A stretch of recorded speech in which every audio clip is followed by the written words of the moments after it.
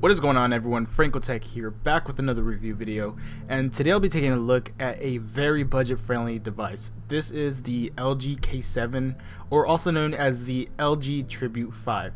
And when I say budget-friendly, I mean this phone costs at around $130, so keep that in mind throughout the video, because this phone is in no way meant to compete with any of the more expensive high-end devices and will not have killer specs. So with that in mind, let's get straight into the review.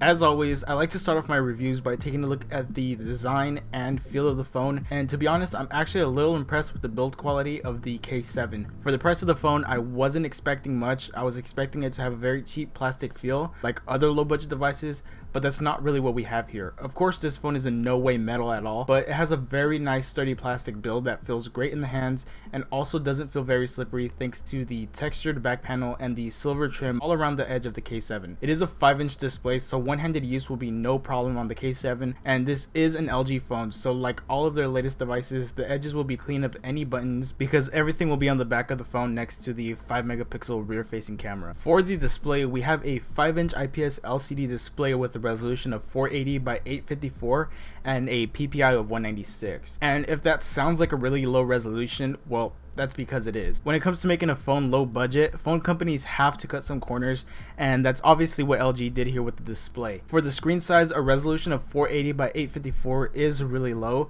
so pixels are definitely noticeable, but it still contains some pretty decent viewing angles and decent colors. You won't be able to watch HD videos, and pictures won't look their best on this display, but like I said, for the price range, you really shouldn't expect much.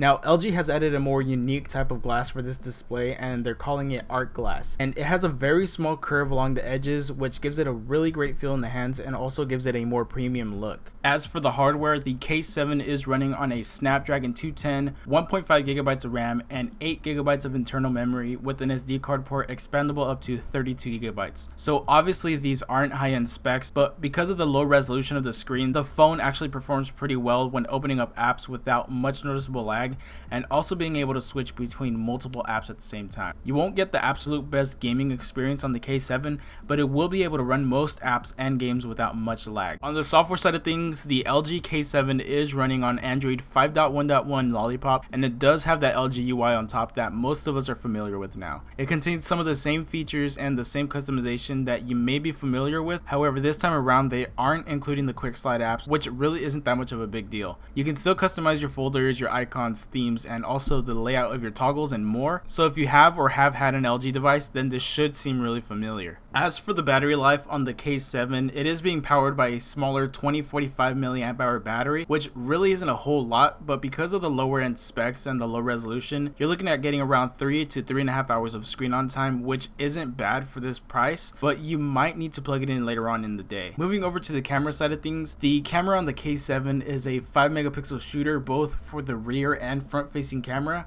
and honestly it's been a while since I've used a 5-megapixel camera, but the photos were not as bad as I thought they would be. They're not amazing or anywhere near that, so you are going to see blur and low amounts of detail in the photos, but that doesn't mean you won't still get some pretty decent shots. The software is pretty basic with not much camera modes that you can choose from, so you definitely won't be buying this phone for the camera. In the end, the LG K7 does what a low budget phone is meant to do.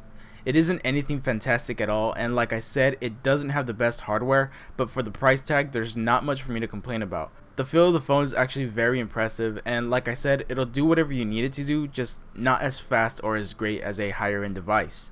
It really is lacking in the camera and screen resolution. However, this is a low budget phone, and that's something that most low budget phones have in common. If this phone came out at a $200 price tag, then it would not be worth the purchase at all, but for it being sold around $139 and under, there's not much for me to complain about. This is not a phone that I can recommend for everyone. If you want a phone that takes great pictures and can store and play multiple apps, then you should not get the K7. However, if you're looking for a low budget phone that can do simple tasks and looks nice, then you might want to look into getting the K7. So that's going to end this review, guys. I hope you found this video informative. If you did, make sure to hit that like button and subscribe, and I'll see you all in my next review. Later.